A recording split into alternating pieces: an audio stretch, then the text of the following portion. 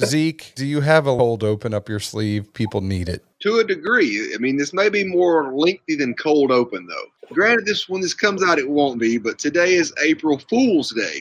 I was going to ask each of you, what memorable or legendary April Fool's pranks you may have from years in the past you wanted to share. Oh, geez. I wish I had something. To be quite honest, we were doing a Zoom cocktail party this afternoon starting around 5. So I can't remember shit.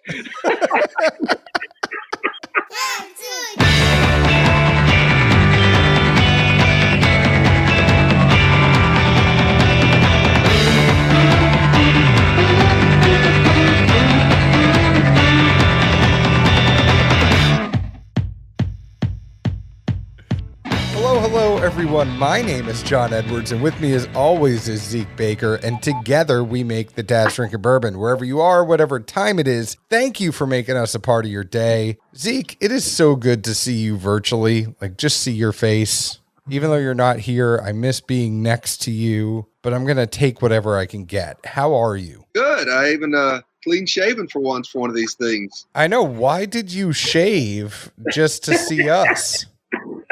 Well, see, this proves how little you actually pay attention to our relationship. No, John. I know you go to work. It's okay. Every Tuesday night or possibly Wednesday morning, I shave. That's been the regimen for 7 or 8 years now. I do know that. I like you telling people about yourself.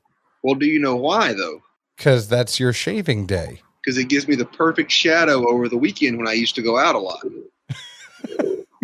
I love your logic. We have one of our very, very, very good friends on with us, and that is Dan Gardner. We're going to get to him in a second. Before we do that, want to let you know that this episode is brought to you by CaskCartel.com, changing the industry standard as to how you get your alcohol. Right now, more than ever, you may need alcohol delivery. Go to CaskCartel.com, have them get your liquor shipped directly to your door, whether it's whiskey, gin, vodka, rum, whatever it is, they have it. Let them ship it to you. Some of these prices for some of the allocated stuff may be a little bit higher than you would see in a store, but guys, it is a convenience play right now. It is the ability for you to actually get this stuff shipped to your house. Go to CaskCartel.com, see for yourself, follow them on Instagram. They're always doing awesome giveaways like Blanton's Gold that they just did. CaskCartel.com and Cask Cartel on Instagram. Now, without further ado, let's get into it. The man, the myth, the legend. You know him, you love him. Dan Gardner from Four Roses. How y'all doing, man? We're just maintaining the new normal. That's what I think the kids are calling it these days. Yeah,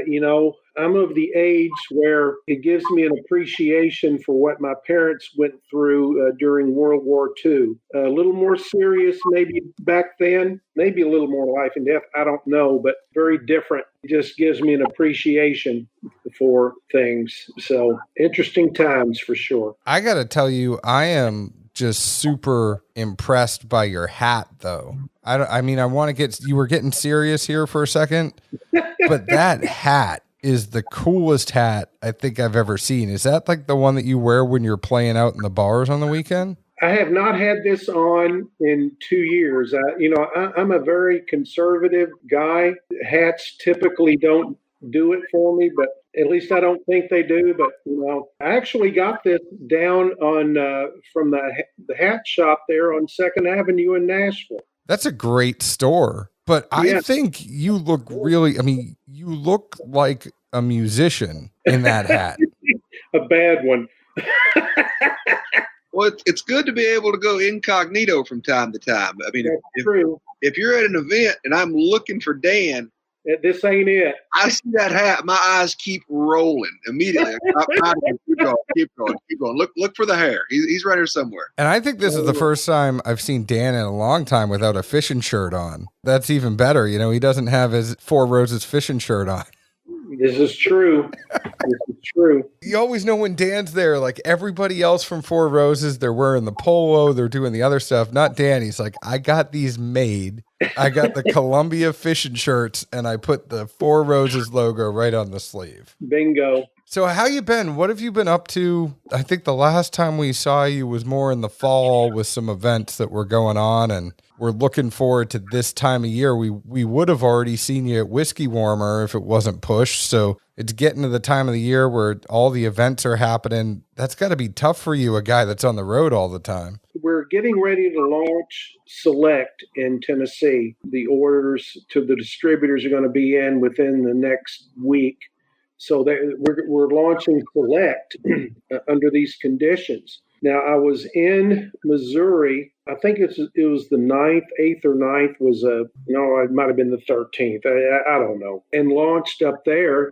And that was the week that all of the restrictions started hitting. So when I was there with Lore in St. Louis, there were me and 3 managers, and it was a video hookup with all their salespeople from all over the state. The next week I had probably 10 different tasting events set up. It's a big chain market with Schnucks and Deerbergs and Dirt Cheap. And then I had several events at night lined up, and then just boom, all canceled. So I was going to be up there in St. Louis for 2 weeks, or Missouri. I was going to head to Springfield after that. Had 3 or 4 events in Springfield on the weekend. So it was going to be a long road trip for me. And boom, just all canceled. 2.5 weeks later, here I am still in the house, and I really don't know what's going to happen. Of course, my distributors in Tennessee are going to be launching Select within the next week, but stuck here. I want to do tasting events, but ain't going to happen. It is what it is. Well, at least for now, and hopefully the foreseeable future, all the liquor stores have been deemed essential. Yes, it is very essential. They have all been deemed essential, except for Alabama. They shut all theirs down. In Pennsylvania, hadn't they ever heard of medicinal whiskey? And pretty soon, Zeke's going to be filling whiskey prescriptions. It's shocking and appalling that the system is broken down so bad in those states. So. Thankfully, I have enough in the bunker. Zeke, you doubted me before, but I am ready to survive the apocalypse here. Luckily, worst case scenario, even if they tried to pull some of that nonsense here, we know a few people that I think would open up and leave the lights off from the register, not tell anybody. He mentioned Snooks. That place has a bottled in bond that's only 3 years old. Who are they getting that from? No, but did you see it? It was I got to show you the label sometime. It says Snooks bottled in bond, and then on the back it says aged 3 years. About 5 years ago, 6 years ago, I get a call from Scott Smithson, who's the general manager of my distributor there, Lore Distributing, and they were buying a private label from Heaven Hill at that time. It was their Schnucks bourbon.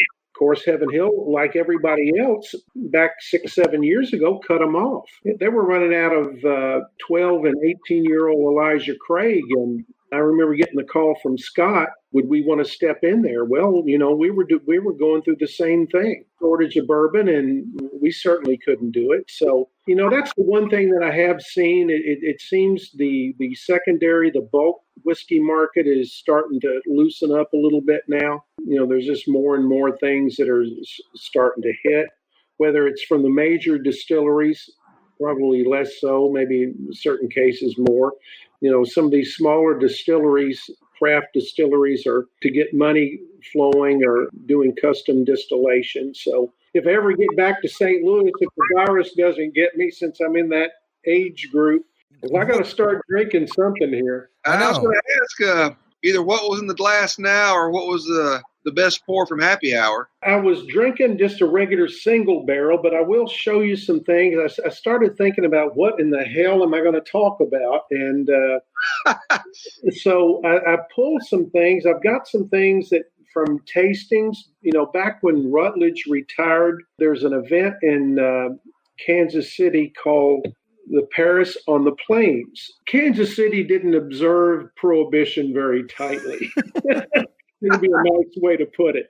So it was known as the Paris on the Plains. So they do this cocktail festival. So right after Jim Rutledge retired, I set this thing up. I was very close to several people there. A very, very good friend is Ryan Mabey, who owned Manifesto, which was a bar in the basement of the Rieger Hotel. And the Rieger was where Al Capone stayed when he came to Kansas City. And what I love about it, the urinals in there are those full wall, 6 foot tall urinals, and above each urinal is a brass plaque that says Al Capone pissed here. Anyway, Ryan was very tied in and just a good guy. He's tied in with the Rieger distillery now. So if you ever get there, go to the Rieger Hotel. But Ryan was tied in with the USBG. So Brent Elliott went in with me. We did a blending deal with all of the USBG bartenders there. So I've got all of these little 200 milliliter samples. These are actually the ones that we use here, the 200 milliliters. So we gave each bartender 5 different recipes to do their own small batch with. So it was one of the neater things we've ever done. I just remember they've been sitting in my basement for 4 or 5 years and thought I would pull up. I've got an OESK that's 6 years old, but I've got an OESO that's 8. I might start with this one. You never know what's in Dan's basement. You never know if his son is going to come over and drink it. So you better get to it first. Oh, God, don't get me started there. What are you working with there, Big Cat? So I am drinking the Woodland Wine Merchant from a couple years ago. I know Zeke gives me a lot of hell, and this is giving me an opportunity to kill some bottles that have been open or that I needed to have opened and now kill. This is a OESV, 10 years old. It is the PS Run Tier 4 from 2018. What about you, Zeke? Besides, you're smoking a cigar. What cigar you got there? I get all these things randomly. Carlos Toronto, Exodus 1959, 50 years. I don't know what that means. It's good. I don't know. What are you drinking? The Special K pick. It was a plump jack pick that went to the CNS straight up group. I think what's funniest about this pick is always cracked me up just because it goes to show you how much, variance we all can have in profiles. Is they did that pick a few years back, and one of our good friends, Aaron Stein, really loved this one. I mean, just went off the rails for it. But the group, Plump Jack, didn't take it for the store. It got voted down. This was a few years back when picks weren't as hard to come by as they are now. And so, Mandy and the team offered Plump Jack if they wanted it. Josh Tins and folks, they just threw it up and straight up and said, look, we can get this. We voted it down for the store. So really it's going to take, a certain percent of this group committing to buy a bottle, or we'll just say, sorry, we thank you for your kindness, but, we're good. It took a minute to gain some speed. It really did, but it took off. The group ended up taking the barrel. It's a really damn good pick. It's a OESK 10-year, 1 month from HE 1-2M. All I'll say is from at least the experience I have with both the sets of Ks, I think they do better when they sit lower. I know a lot of people in Four Roses really like the high tier stuff, but at least from what I've had K-wise, those seem to do better lower. And Dan, you can enlighten us if that's right or wrong or somewhere in left field. Here's what I'm going to say about that. OESKs, to me, some of the best I've ever had have been OESKs. But they also, there's a wide variance to me of quality with OESKs. Some have been the best I've ever had. Others have been, okay, they're bourbon. They probably need to go into yellow label. And what I'll say about OBSV, we use OBSV for our regular single barrel for a reason. They're very, very consistent. So the quality level on OBSVs will range from here to here, where OESKs will just, will be from here to here. And to me, it's not as much about tier as it is about the barrel. If you get a honey barrel, that's really the key for me. People get fixated on certain things, and I don't think you can really do that. If you get a barrel that's got a lot of sugar, natural sugar to it, and Zeke, the last podcast we did, I think that OESV was a perfect example. It was 100.2 128 proof, that bottle from London, Kentucky. That was just, there was so much sugar to that, so much caramel to that. Even at 127 proof, you get a little sting to it, but it wasn't overpowering. You're a little more sensitive to the higher alcohols. To me, it's about the barrel. It's about the barrel variation as much as it is about tier. I've had some OBS. I love F yeast strain, and I've mentioned this before. I've had an OBSF that was at that BMI record release party for the Roosevelts back 4 years ago. Got my hands on a bottle. It was 127, 128 proof. Thought it was going to be kerosene. And it was just, God knows it was good. Very similar to that OESV that was, you just get a barrel that's got a lot of sugar. The sugar will mute the alcohol. It'll mute the wood. Sugar will mask a lot of flaws. And I hate to even use that term. It will mask the excess alcohols and will mask the excess wood. That to me is the key. And I've had some Fs, some OBSFs at lower tier. In that one that I spoke of earlier, there was a tremendous amount of caramel to it. So I've had some lower tier stuff, which typically are a little softer, a little more caramel to them. And I didn't like them. So to me, it's not as much about tier as it is just the friggin' barrel variation. The more I do it, the more I lean towards that. Because as you're talking about this, I'm thinking about, for me, that same thing with the K, I get a lot with the Qs. There are some Qs that I think have been really, really, really good. And then there's some Qs that I'm like, yeah, it's bourbon. Absolutely. Okay, here's the deal with Q. Q, if you read the notes, it is there for the floral note. It is there for the nose. Q doesn't supply a lot of flavor to the bourbon. So what does that mean? If the yeast strain's not laying down a layer of flavor, what's happening is it's going to allow the mash bill and the barrel to show through more. So Qs are going to be dependent much more so on the barrel, because if the barrel's got a lot of sugar to it, it's going to balance out. It's going to kind of cover up the excess wood and the alcohol. The mash bill is important, but to me, I put it down about third or fourth in terms of what it does to the flavor, to be quite honest. So Qs, you got to think about if that barrel's got a lot of sweetness to it. If you get a Q, the wood shows through more typically to me. Now, again, if you get a honey barrel, that sugar kind of masks the excess wood in Qs. That typically shows through. And even with those, you still get that little bit of bitterness to it on the finish. Probably not as much, but you still get that little drying, bitter finish on Qs. Jim Rutledge always said Qs age quicker. And why is that? The wood takes over. If you take an old yeast strain, and the next thing we're going to do, I know what we're going to do. I'm going to get distillate straight off the still of the different yeast strains. And that's the best way to taste it. You taste old yeast strain, rich tropical fruit versus a Q distillate right off the still. You can see it. When this is all over, we need to do that, because that sounds like the most interesting thing that we've I'll had sign in a up while. for that. The yeast strains really show through more on distillates. And again, once you throw the wood into it, that's really the wild card, the barrel. Before Zeke comes in and asks a question, Zeke, I've moved on to No Bark All Bite, which is a favorite of ours. This is my second of third bottles. It's an OESV from a couple years ago. I missed the pick. Zeke went on the pick, and this is a legendary OESV. It's an LE. It's a pretty high proofer, and it's a good one. To that note, real quick, I still laugh because people always think that the bark and the bite lines are in there as to, I guess, oak content or a lack of bite. But it kind of goes back to the throwback of people would say, some dogs, they're all bark, no bite. Well, this was the inverse. It was the real damn deal.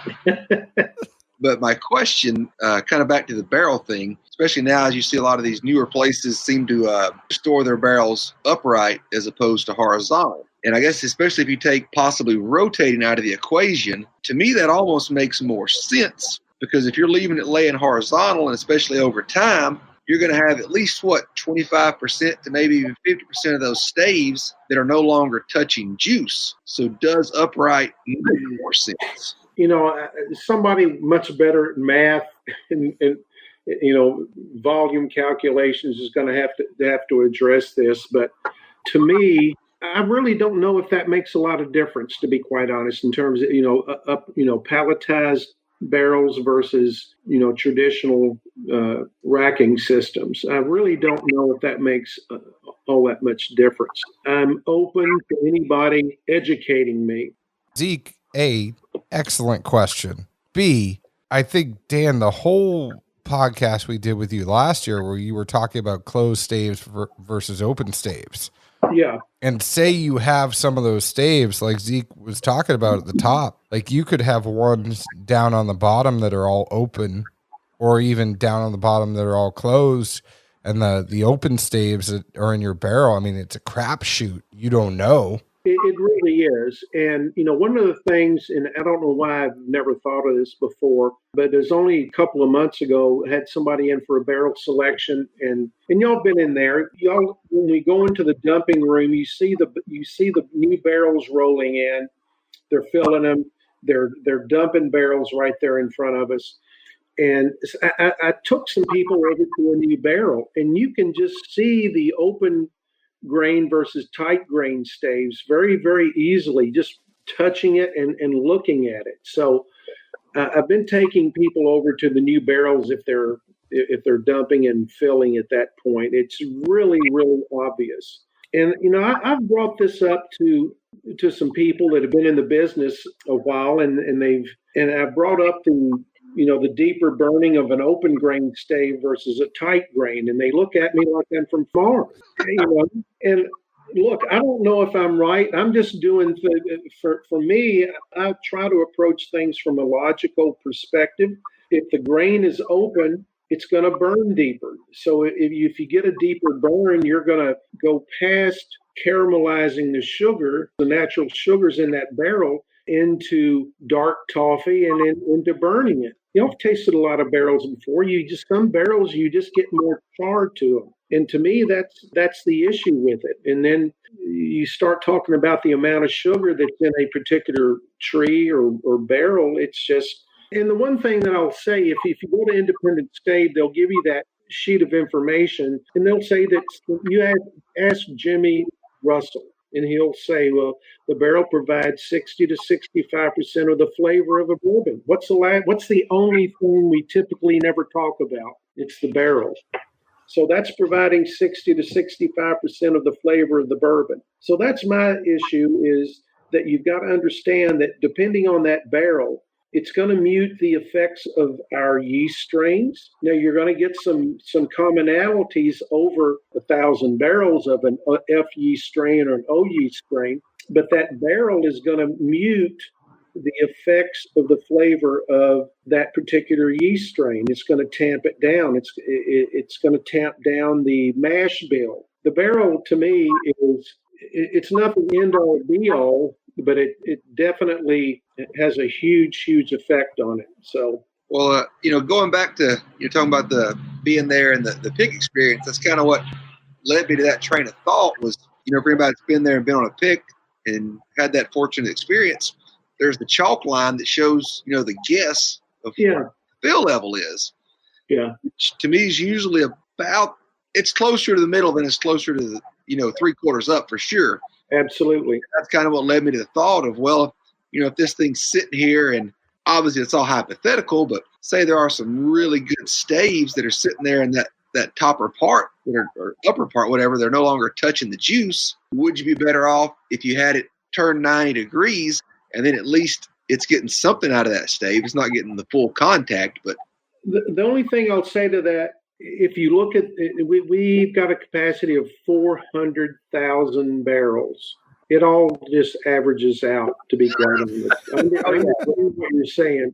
We're into extra percents. I'll completely admit that. I just wanted to get your opinion on it. Yeah, no, there's no doubt that could, but you just Independent Stave or any barrel maker just doesn't have the time to Well, we're going to make this. I want to say something so bad, but I'm going to keep my mouth shut. It's definitely a nerdy, over inquisitive question. A barrel maker just can't. If you've been through independent stave yet, you got to do that, baby. Look, they're making hundreds of thousands of barrels, and they got to make them quick. The industry was running out of barrels about 5 or 6 years ago. We were running on limited production, and it wasn't because of and when that word got out where they can't get the barrels, oh God, we're running out of oak trees.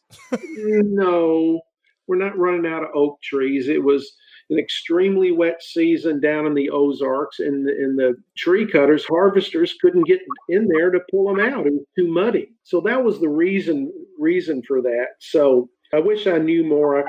I know enough to be dangerous. I've made some assumptions, freely admit that, based on just thinking about things, the Q yeast strains, looking at what Rutledge said to me, the Q's age quicker. And the reason is the wood starts going through more because Q doesn't produce any flavor.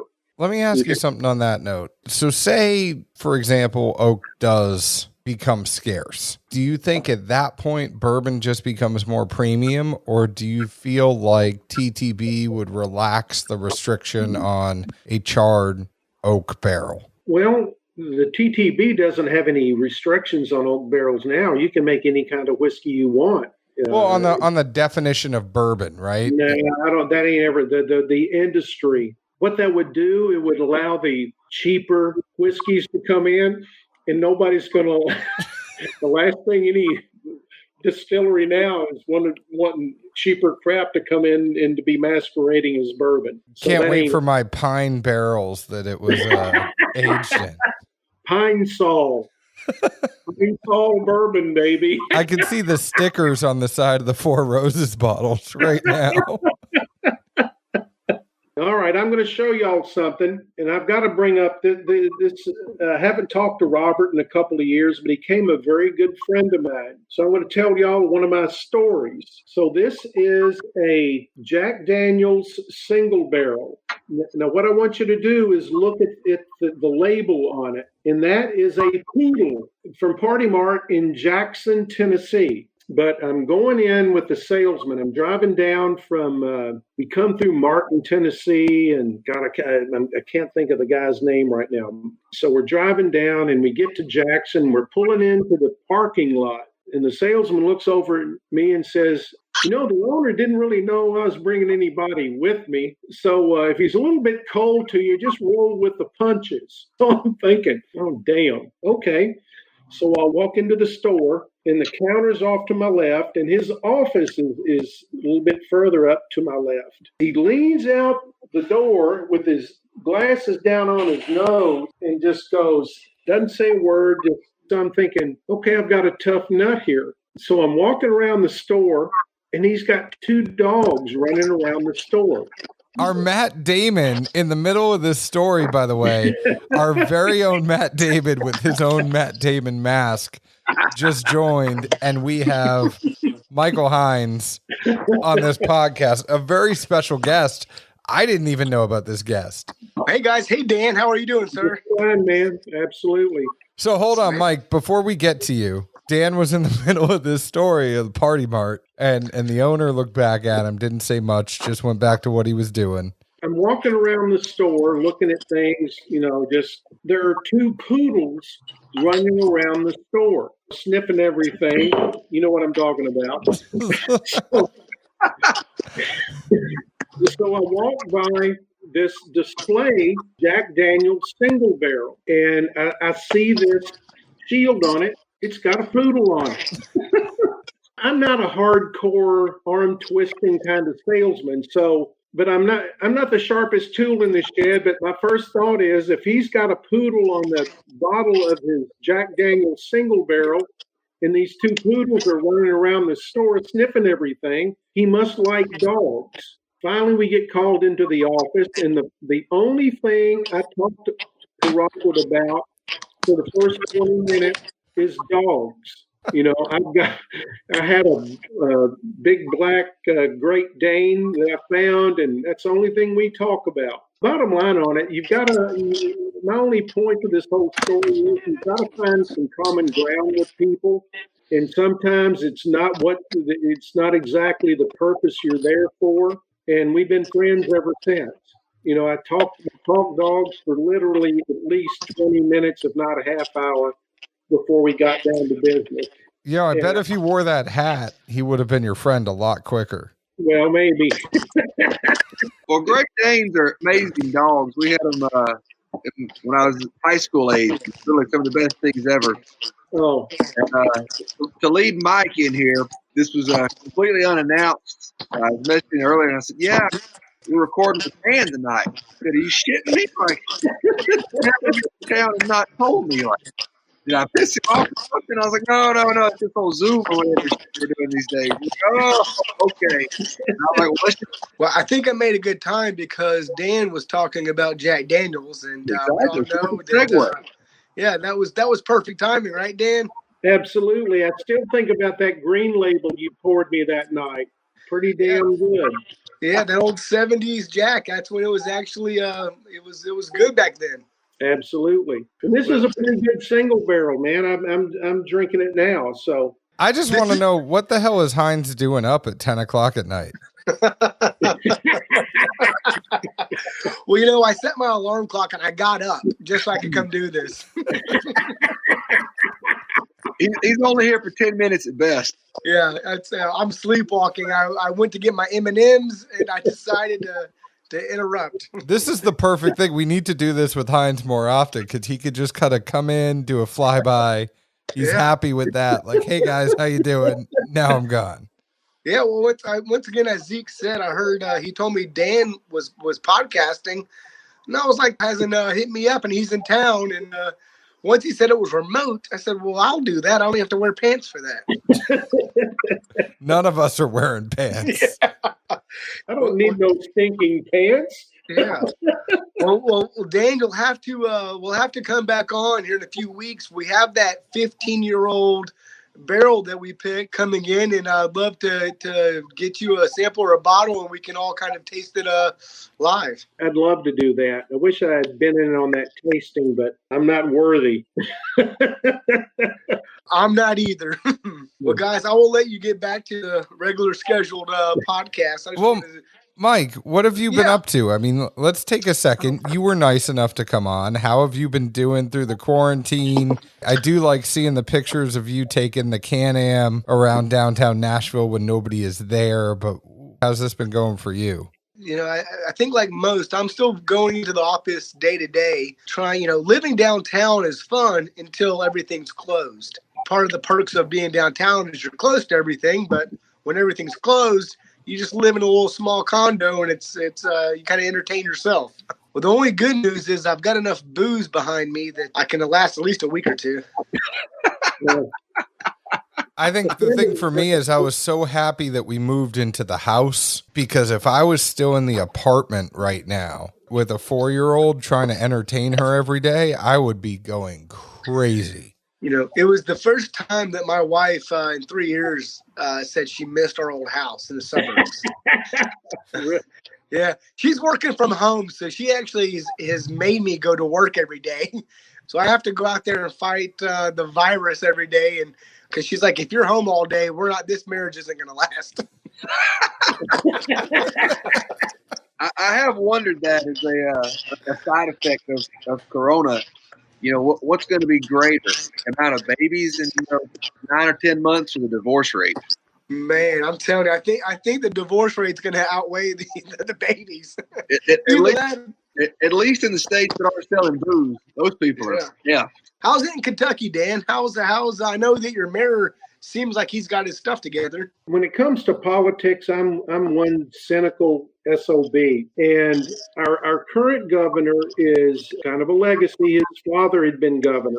When all this blew up, I knew that he was going to be using this as a springboard to get to the Senate and that sort of thing. So, but what I will say about him, he got out ahead of it.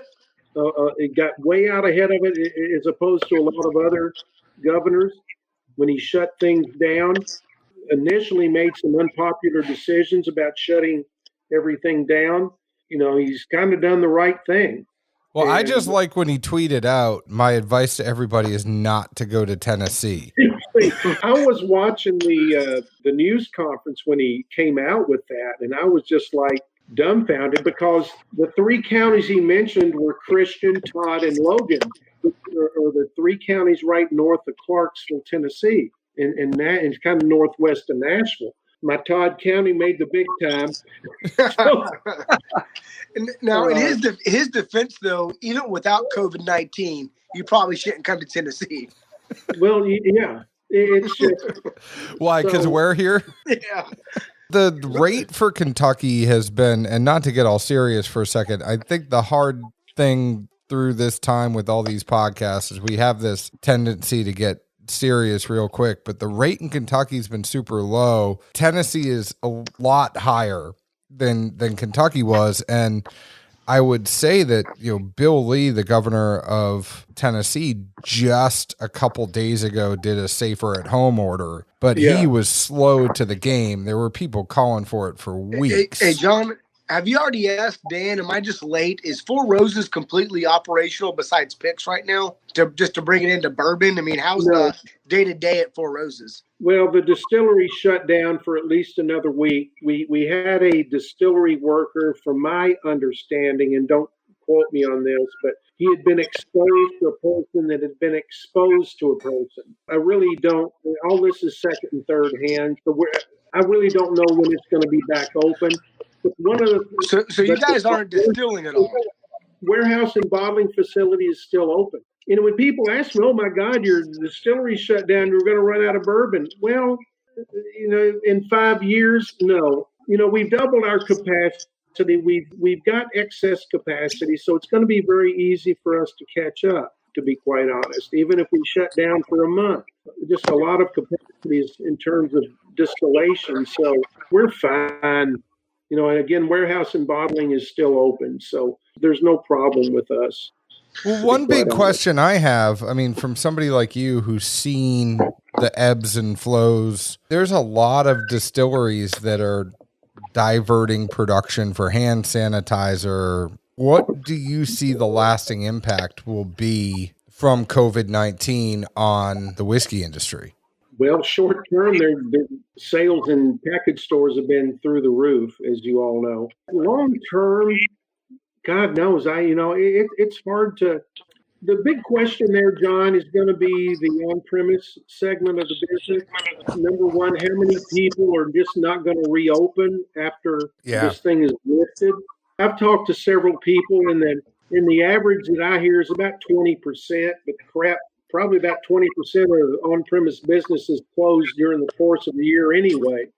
That might be high, but that's going to be the real issue, is how quickly we can get back up and running on premise. Right now, the package store, people are stocking up like Bourbon's toilet paper. That's the only way I can put it. A friend sent me a meme the other day. I'm going out for the third time this week to stock up for the next 2 weeks. All I got to say is that I did a grocery delivery today and I could not get any milk, but I sure as hell have enough bourbon. Well, I'll go ahead and throw it out there. Any of those on-premise accounts that were slated for picks don't necessarily want to do one. You put me, John, and Mike down, we will be there.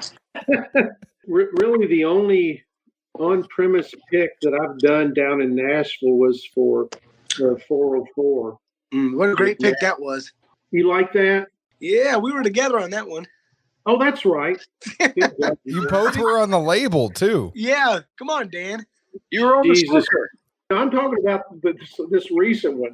Well, it just got into the warehouse, but crap. He shut down. He can't take it, I don't think. Yeah, I heard that they were there all day.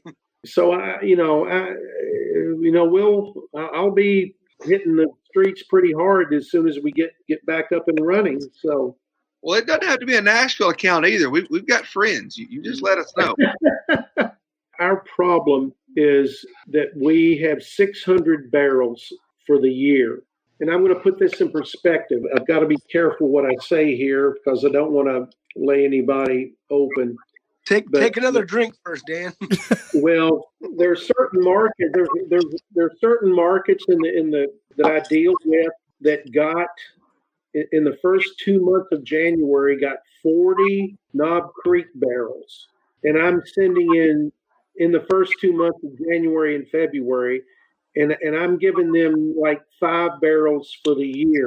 So we got some catching up to do, in terms of where we are right now. We're small, that's the thing, that we're still a small distillery. We know we're not technically a craft distillery, but we've got pretty good production. But we're in the grand scheme of things, once you talk about all the big players, we're still kind of small. And that market was in Tennessee, by the way. So it's just more demand and supply is always a good thing for business. It might not be good for all of us wanting to come get a barrel, but it's just where we are right now.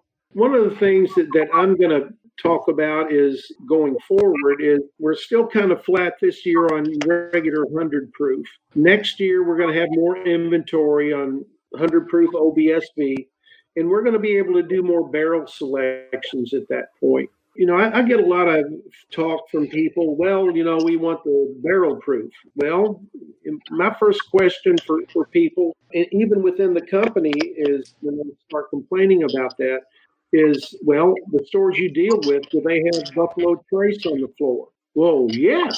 Okay. Well, our regular single barrel's 100 proof. The Buffalo Trace is 90. Please tell me what the difference is besides the proof. It's barrel variation, and people dismiss our regular 100 proof barrel program. And again, we don't have a lot to deal with right now, to be quite honest. Well, can I just mention that Zeke and I would take one of those too, and Hinds would be involved. I mean, we're equal opportunity people. Dudes, y'all, maybe let's talk. Hey, Dan, I do have a question. With the new Kentucky bill passing, as far as distilleries being able to ship to consumers, do you see that as the 3-tier system going away, or do you see that just as more of the Amazon effect of trying to stay relevant? I think that's the latter is the bigger issue. To ship bottles, somebody buys a case, the shipping cost on a case, regular single barrel or small batch or whatever, that's going to be damned expensive. We can pretty much, all three of us could tell you what shipping would be on a case of bourbon, if you want to know. How about this, Dan? It's cheaper for me to buy a case of single barrel Jack Daniels from California and have it shipped to Nashville than it is for me to buy it locally. The Nashville and the Tennessee sin tax, and then 9.25% sales tax. So if you're in Kentucky, and let's just say a case of 6 bottles of Four Roses is $60 MSRP at 8%, sales tax, that's $56 you're saving. To ship that 6-pack to me is probably $22. If you buy more than one, it seems like it's more cost effective to buy direct. You're going to have those anomalies with the differences in retailers just willing to cut their margin. That's going to be the big portion of it. If there are going to be people out there that are going to be willing to work on 5 to 10%. I think the distributors are going to have to slim up from their 25 to 30% as well. I think that this is going to put pressure down the whole system, but probably a good thing for the consumer, right? I was having this conversation with someone and I posed this question. So everybody gets on the retailers for jacking up the price. And yes, there are some retailers that jack up the price, but let me put this scenario out there to you. Distributor gets the bottles. Distributor goes to the retailer and says, hey, this is the price. Retailer goes back to the distributor and says, hey, the price you're giving me is over what the MSRP price is. So if the distributor gets a little greedy, wants to take a little bit more of a cut, then that retailer has to jack it up a little bit more. People are looking at the retailer like, hey, you're an ass, you've jacked the price up. But in reality, it was the distributor. Like, the 3-tier system is flawed. I don't think this destroys it, but I think it's going to make people, because if they can go directly to the distillery and say the price is $79.99 for a bourbon, and I'm going to pay $12 shipping and it's $82, that's still cheaper than the $125 that it ends up at retail after everybody has taken their cut and got a little bit greedy and marked it up more. Well, let me say this in terms of the wholesaler. The wholesaler is going to price that pretty much the way the supplier wants it, to be quite honest. That is typically not the problem. Typically, there are always exceptions, but if Julian Van Winkle, and let's just put the onus where it is, if Buffalo Trace, most big suppliers are not going to let wholesalers rate the price. I'm just going to put it the way it is in terms of these higher end things. It's the retailer that typically is taking the extra margin. The wholesaler doesn't have enough time to do that, to be quite honest. Well, Dan, I guess to your point then, and I'm sure that's the case, but a retailer wouldn't be able to charge $89 if someone could buy it direct from Four Roses at $79 and have it shipped. I mean, it could keep the retailers in check a little bit more, right? Time will tell with that. Well, look, here's the deal. All right, let's talk. That's a very good point. So when we sell stuff at our visitor center, we typically have our retails higher than the retailers around us. And there's a reason for that. We don't want to undercut our retailers. We don't want them pissed off at us. So if you look at our retail prices in shop, they're typically going to be a little higher than the retailers there in Lawrenceburg and Lexington, because we don't want to undercut them. We need them more than we really need the sales out of our visitor center. Yeah, typically you'll see that even beyond bourbon, the MSRP or the manufactured suggested retail price. You buy even a pair of Nikes from Nike or a Sony TV from Sony at Best Buy and Walmart, it's all the same price. And that's for, consistency or parity, if you will. So we think that obviously Four Roses would be the same price. They won't sell it cheaper than the retail, but Four Roses can actually then make that delta and make a whole lot more profit, which, they deserve. I know I need more money. Let's drink to that. Well, something else that you could send up to the higher up, just from seeing it with some other Kentucky labels. We all know older juice goes into yellow label, but if the distillery somewhat being closed down, and say you had to hypothetically dump in extra old barrels into a batch or two of yellow label that we could find by a coat, it would be a good rumor to start on the boards, is all I'm saying. Rumors are good. It took $65,000 in a charity for us to pull a 15-year out of there. So if Dan can do it cheaper, let's do it. Well, I was really amazed at that event from the Bourbon Crusaders. Mike, you were there. It was just like, I was dumbfounded at the changes in that event and the people that were there and the kind of money people were willing to spend. And it's just another indication of the interest in the industry at this point. Again, from when I started 2 weeks ago. You mispronounced centuries. 4 decades ago.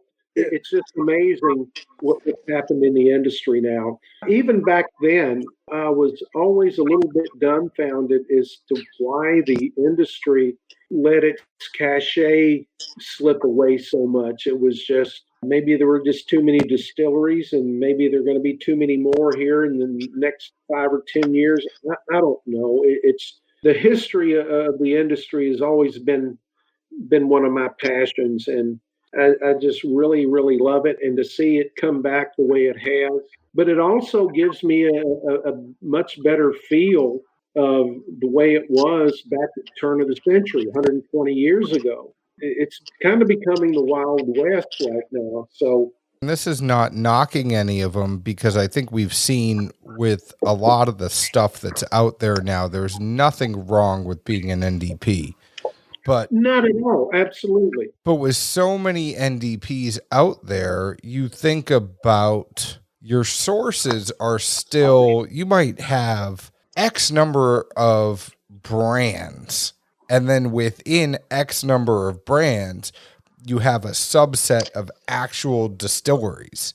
Now, granted, every brand is going to do things differently. They're aging things in different places. There are different variables that go on, so just because the whiskey comes from the same distillery does not mean it is going to taste the same all these different places it's aged. But at the end of the day, the number of actual distilling producers is still not huge.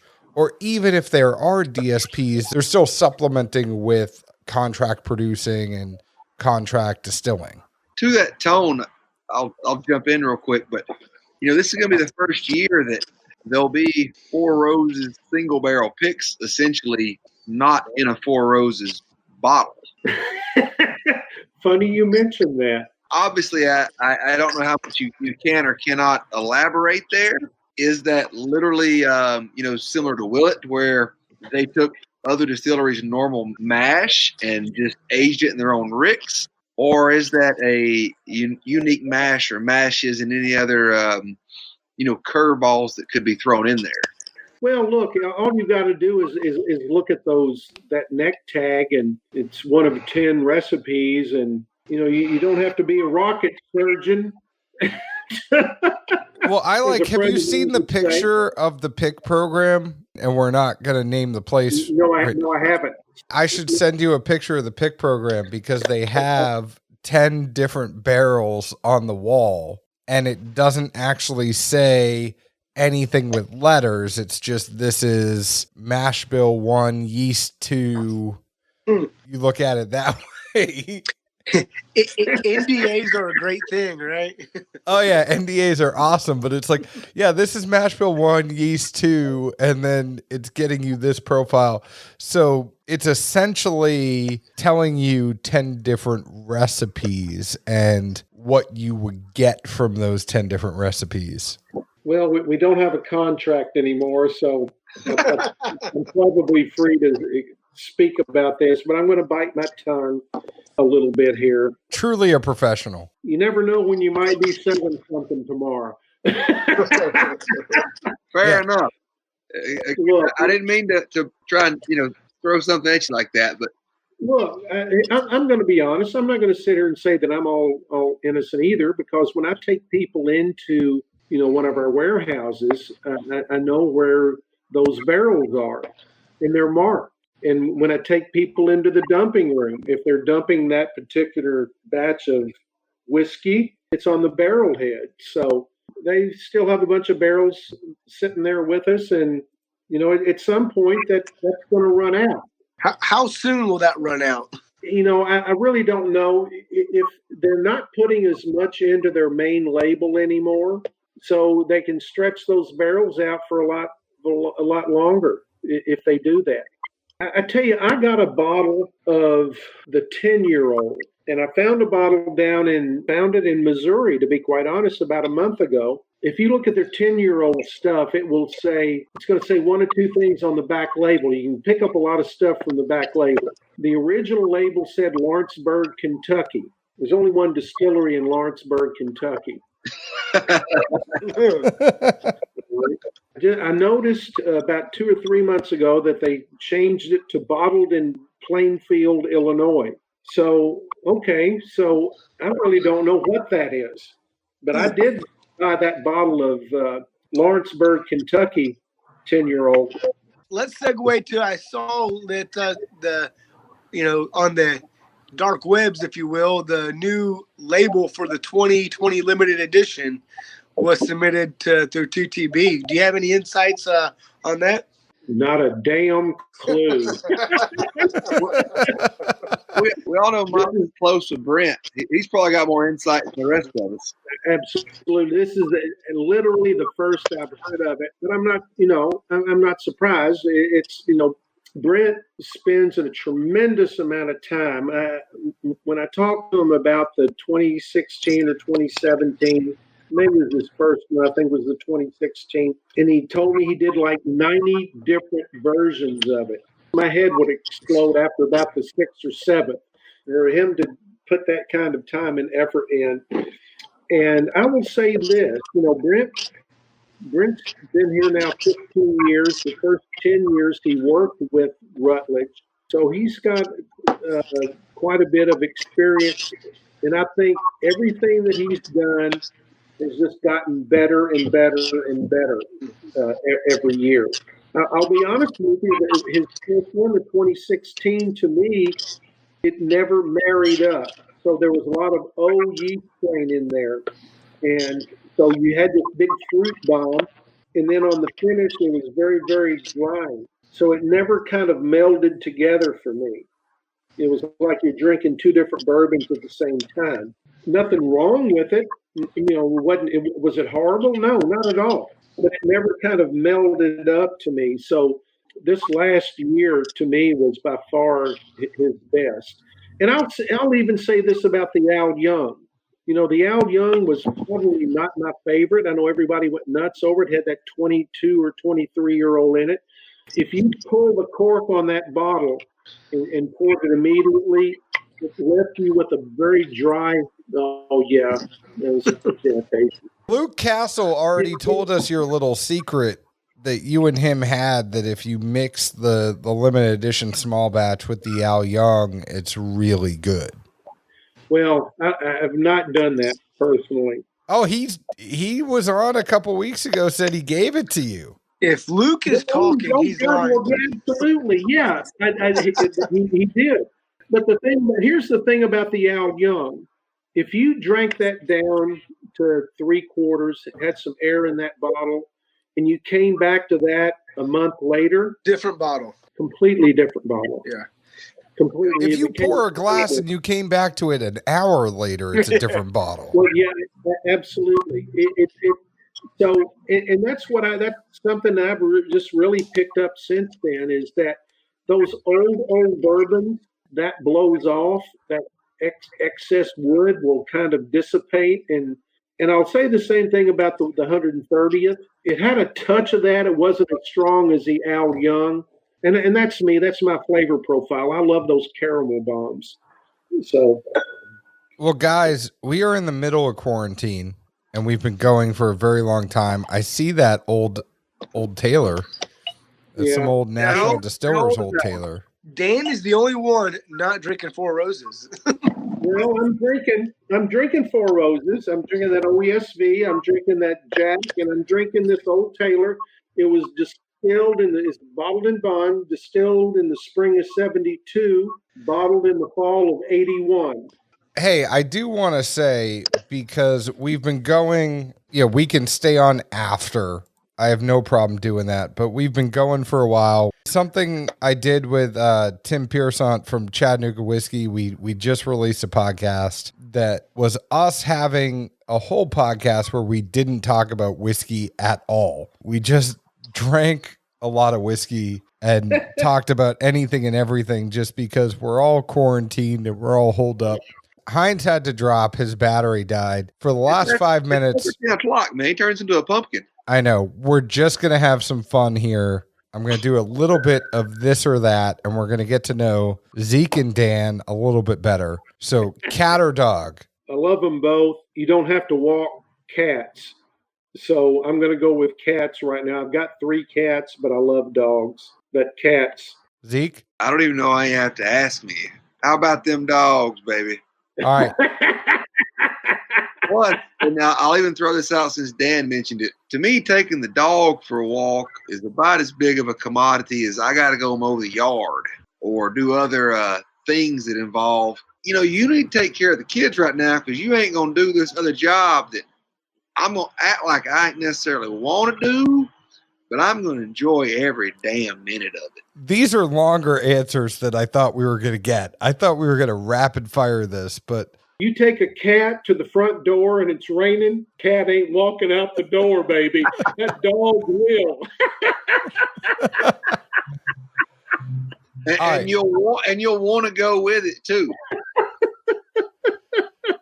All right, Dan, pancakes or waffles? Oh, geez, waffles holds more syrup. Zeke? Same. You got to fill every effing square. Every square has got to be filled. All right, tea or coffee? Oh, coffee. I just Pass? Zeke says pass. These are the things John tries to drink before a pick, and I tell him, hell no, it's going to wreck his palate. All right, Coffee for me. Coke or Pepsi? Coke. You Yankee ass some bitch. What? Yeah.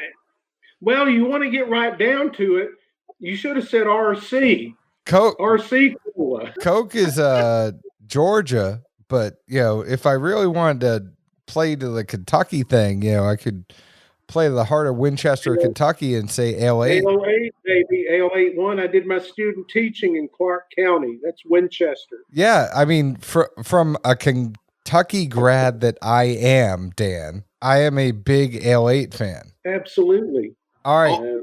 Only one brand has the Mexican version with pure cane sugar, which is amazing with booze and or peanuts. Car or motorcycle? Car. I'm assuming Zeke's gonna say a car because he looks. Well, you can't befuddled. see that, but there's got a scar right there on the. I was 16. I was coming around a blind curve on a 250cc Honda, and I almost became the hood ornament for a log truck. I thought you were showing me your muscle for a second. No, oh God, I don't have any muscles. I've got a scar right there. I dug gravel out of that for about a year and a half. Barely avoid it. Next thing I know, I'm sliding down the road 55 miles an hour on my belly. Lucky I wasn't killed. So, car. I truly appreciate the bumper stickers that say, look twice, save a life. Yeah. Motorcycles are everywhere. Yeah. And my dad told me at a tender age, son, you ain't never getting on nothing with less than 4 wheels. I got to say this. You don't have fender benders on a motorcycle. You got leg breakers at the best. Burgers or tacos? A burger, baby. Mustard.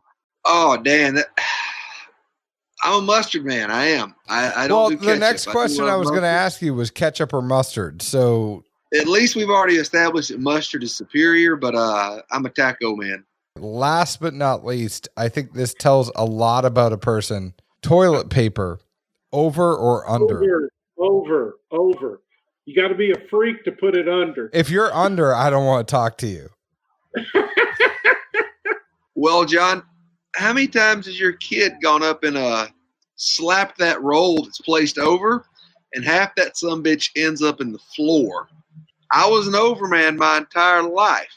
You get kids, they can't slap the roll, and when it's under, go all over the damn place, son. I haven't thought of that, but that being a father. I haven't thought of that yet, but you know what? It still is so alien to me that I can't do under. I can't wait to the next time I'm at your house and I can show Sophia what slapping the roll does. No, Sophia already does that, and then I roll it back up. Don't need a cat. During the kid age, I'm an underman. I'll go back, but for now, that is a good point. That is a good point, I must admit. Well, Dan, thank you. We have gone a very long time. I have no problem with us staying on for a little bit after. This has been amazing. We always love having you on. When this is over and you are in Tennessee rolling out Small Batch Select to everyone, let's do something in person. And absolutely, we're going to do that. Well, also, to that note, obviously John keeps up with our stats, etc., more than I do, which is next to nothing. But our Dan Gardner shows rate higher. Oh, it is our number one rated show. Was our Dan Gardner episode, and it is the one episode that actually gets us to win awards. Dan, by now, was this 4 or 5? He's clearly leading the race, and again, they rate higher than anything else. We love having you on. Love the knowledge, love the insight. There's just not many people that can contribute to that level, especially, as you mentioned, that generation is somewhat getting there. I think Saturday Night Live, when you're on for 5 times, you get that 5-timers club robe.